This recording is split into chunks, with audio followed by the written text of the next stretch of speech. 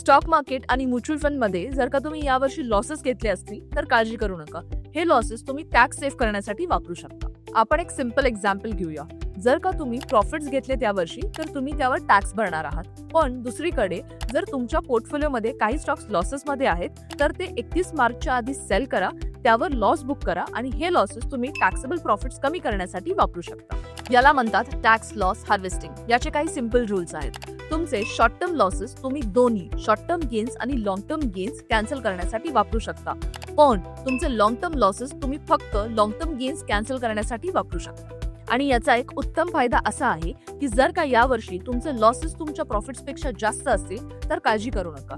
तुम्ही हे लॉसेस पुढच्या 8 वर्षांपर्यंत कॅरी फॉरवर्ड करू शकता जर का तुम्ही तुमचा ITR टाइमवर फाईल करताय. आणि भविष्यात जर का तुम्हाला प्रॉफिट्स बुक करायचे असतील तर हे जुने लॉसेस तुम्ही एक टॅक्स शील्ड म्हणून वापरू शकता. तर तुम्ही तुमचे लॉसेस अवॉइड करू नका, त्यांचा स्मार्टली उपयोग करा टॅक्स सेव्ह करण्यासाठी. आणि जर का तुम्हाला तुमच्या स्टॉक्सवर विश्वास असेल तर पुढे जाऊन तुम्ही त्यांना परत बाय करूच शकता. तुमचा मित्र लॉसेस मध्ये असेल तर ही रील त्याच्यासोबत शेअर करायला विसरू नका आणि आम्हाला नक्की फॉलो करा.